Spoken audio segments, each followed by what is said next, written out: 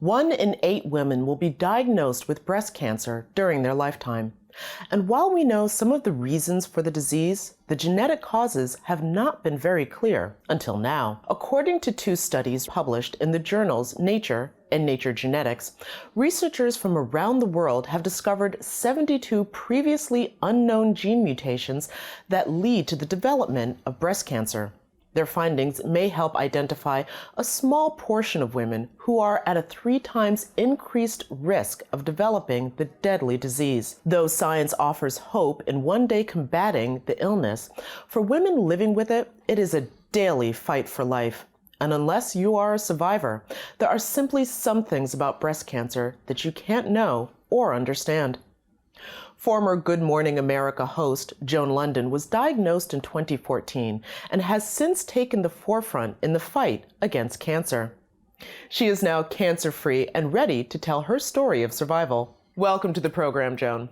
It's my pleasure to be with you. Oh, well, it's an honor to have you here.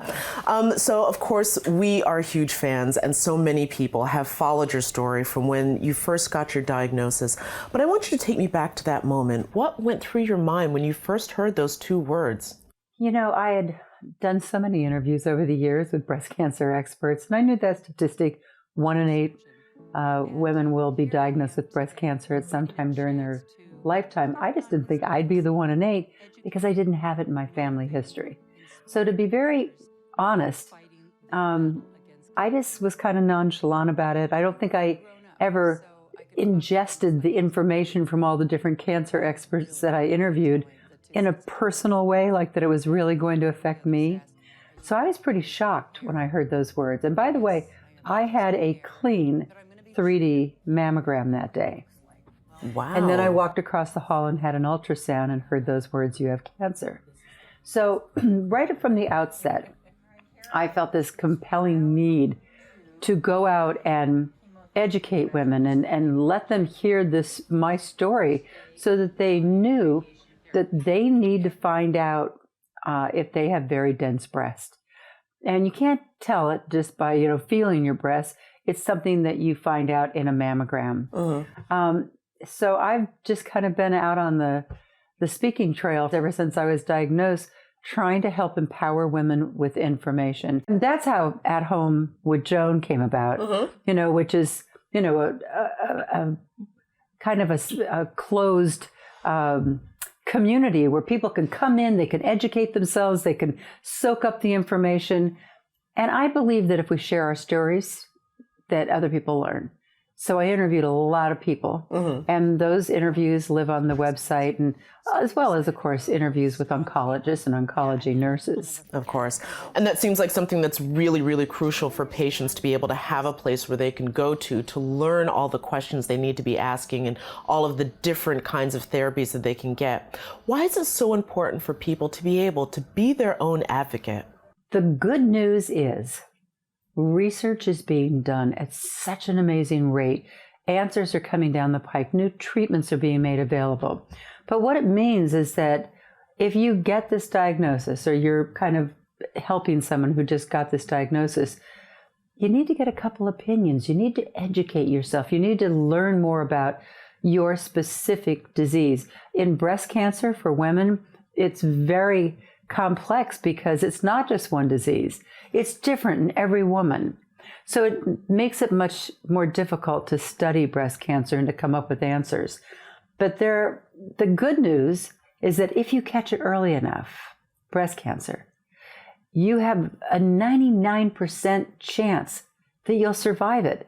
That's amazing news for women today. And I hope they hear that, so that many women don't want to go get a mammogram because they're afraid of the answer. But what you should be afraid of is afraid of dying. I mean, to me, knowledge empowers us.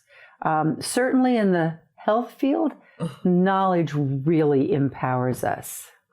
Do you feel at all as though the conversation around breast cancer seems to be changing? We've seen some very prominent young women come out and talk about getting tested for the breast cancer gene. A lot of people being very open on social media about their journeys through treatment. Do you feel as though that's helping with people who are dealing with this? Absolutely. It used to be that nobody talked about this. It actually used to be that doctors sometimes wouldn't even tell a woman that she had breast cancer, wouldn't want her to have to live with the anxiety. There was nothing they could really do about it anyway. And oftentimes women would live with this shame because it was something that was wrong with your breasts. And it's, it affects your femininity and your sensibility of yourself. Thank goodness that times have changed. And today it is okay to talk about it. There's an incredible sense of community among breast cancer survivors. I never used to really totally get it. I'd see these events with everybody wearing pink, but now I do. Now I understand the strength and the compassion that is waiting there for you if it's, your time to go down that path.